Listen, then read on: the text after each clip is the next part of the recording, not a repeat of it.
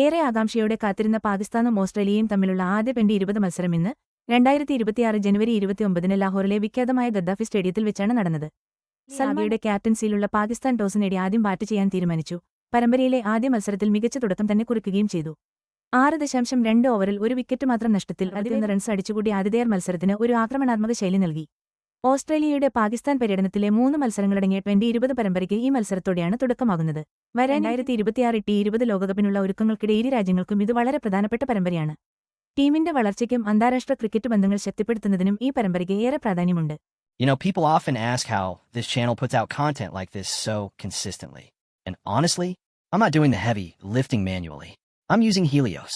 It's the AI engine we built to handle the impossible parts of creation. It is literally the power behind what you just watched.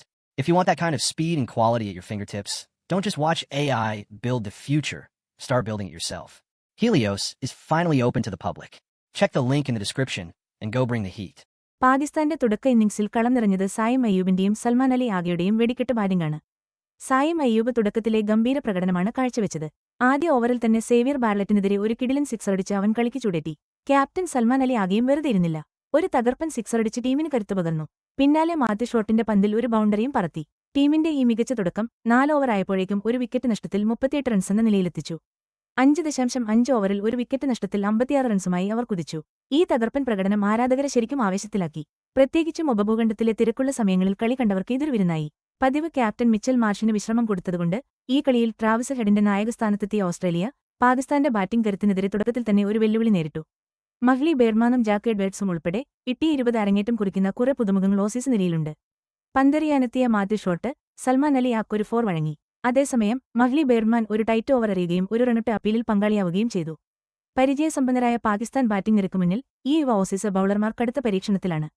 2026 T20 ലോകകപ്പിന് മുന്നോടിയായുള്ള ഇരു ടീമുകളുടെയും ഒരുക്കങ്ങളിൽ ഈ 3 മത്സരങ്ങളുള്ള T20 പരമ്പരയ്ക്ക് വലിയ പ്രാധാന്യമുണ്ട്. ഓസ്ട്രേലിയയെ സംബന്ധിച്ച് വെല്ലുവിളി നിറഞ്ഞ ഉപഭൂഖണ്ഡത്തിലെ സാഹചര്യങ്ങളിൽ അരങ്ങേറ്റം കുറിക്കുന്ന പലരെയും ഉൾപ്പെടെ തങ്ങളുടെ യുവതാരങ്ങളെ പരീക്ഷിക്കാനുള്ള നല്ലൊരു അവസരമാണിത്. പാകിസ്ഥാനെ സംബന്ധിച്ചിടത്തോളം സ്വന്തം മണ്ണിൽ ഒരു മികച്ച പ്രകടനം അവർക്ക് വലിയൊരു ആത്മവിശ്വാസം നൽകും. ഒപ്പം അവരുടെ നിലവിലെ ടീം ഘടന ശരിയാണെന്ന് തെളിയിക്കുകയും ചെയ്യും.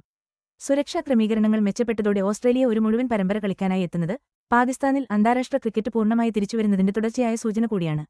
പരമ്പരയിലെ അടുത്ത മത്സരം ജനുവരി 31 അതും ഗദ്ദാഫി സ്റ്റേഡിയത്തിൽ വെച്ചുതന്നെയാണ് നടക്കുന്നത്. ഈ മത്സരത്തിന്റെ തുടക്കം തന്നെ വലിയ ആകാംക്ഷയാണ് ഉണ്ടാക്കിയിരിക്കുന്നത്. ലൈവ് സ്കോർ കാർഡുകളും സ്ട്രീമിംഗ് ഓപ്ഷൻസുമൊക്കെ തിരിയുന്നവരുടെ എണ്ണം കുതിച്ചുയർന്നത് ഇതിന് തെളിവാണ്, പ്രത്യേകിച്ചും ഇന്ത്യയിൽ. പാകിസ്ഥാൻ ഓസ്ട്രേലിയ മത്സരങ്ങൾക്കുള്ള എന്നും നിലനിൽക്കുന്ന ആവേശവും ആരാധക പിന്തുണയും എത്രയാണെന്ന് ഇത് കാണിക്കുന്നു. ഈ പരമ്പരയുടെ ഫലം വെറും കളിക്കളത്തിൽ ഒതുങ്ങുന്ന ഒന്നല്ല. IPL പോലുള്ള അടുത്തുവരുന്ന ലീഗുകളിൽ കളിക്കാർക്ക് കിട്ടുന്ന വിലയെ ഇത് ഒരുപാട് സ്വാധീനിക്കാൻ സാധ്യതയുണ്ട്.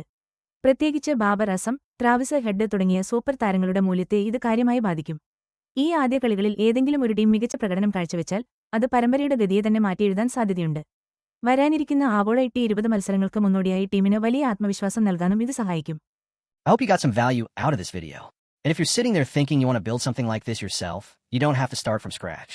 I built Helios to give creators an unfair advantage.